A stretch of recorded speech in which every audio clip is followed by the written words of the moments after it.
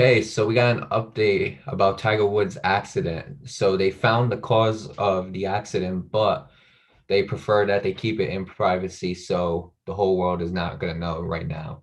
So basically, what's going on right now is Sheriff Alex Villanova, he told the Associated Press during a live social media event that they have found a cause, but the investigation has concluded. But they claim that the investigators need permission from the Woods family, and the Woods family prefers not to release that type of information just now.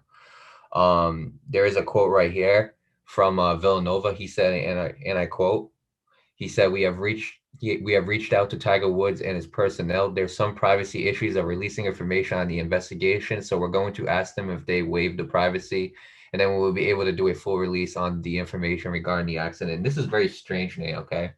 And the reason why this is very strange is because obviously when the accident happened, when we heard about Tiger Woods crashing his SUV, um, the information was pretty weird. Now, usually when you keep something private, right? Usually when like families keep something private, it's something that they don't want you to know about. But the weird thing about this is that the facts, all the facts that we have gotten about this accident, it doesn't seem to be anything about any type of like suspicion going on, you know? Like they said he wasn't impaired, so it had nothing to do with drinking or like drugs or anything like that, the accident.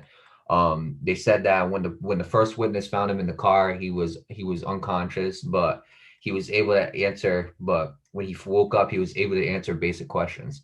Obviously they found the black box in his car, but the information again, it will not be released. So it's just a weird case, Nate. Like this has been a weird case since this came out, you know? Since we found out about Tiger Woods' accident, it's been a weird case. Um, Later Wednesday evening, the sheriff's department they attempted to clarify the position, saying in a statement on Twitter that the release of the accident reports governed under the California Vehicle Code Section two, 212. I'm just going to say it that way. When we are able, we intend to release the information learned during the traffic collision investigation involving Tiger Woods. That's by ESPN right there. Obviously, the crash happened February 23rd. In case people do remember when it happened, when his vehicle struck a raised median around 7 a.m. in Rolling Hills Estates, just outside of Los Angeles, and the SUV ended up going towards a tree and it went downhill. So yeah, Nate, this has been a very, very weird case since this came out. I think it's kind of weird that like they don't want to release any information yet. I think that is kind of weird, but the facts are that like he wasn't impaired. There was no drinking, no drugs that we didn't know of. They didn't find anything like that. So I just think that it's weird that they don't want to release the information. But again, it's their situation, it's their privacy, and we can't do nothing but respect it. So with that being said, Nate, I'm gonna pass it on to you. I mean, there's really not else for me to say about this. You basically covered it all.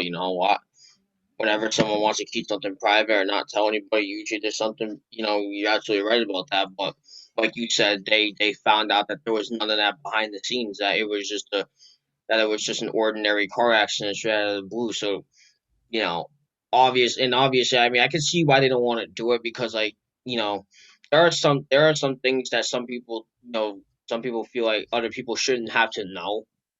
You know what I mean? But I know I understand why you find it weird because I mean Tiger Woods is an icon of sports in general, and basically the media follows those kind of people around absolutely everywhere. So I can understand why some people find it weird, but if there's no evidence there's no evidence to prove that he was impaired or whatever, then we gotta do nothing but respect his privacy. You know what I mean? So, with that being said, I hope Tiger Woods is doing a lot better.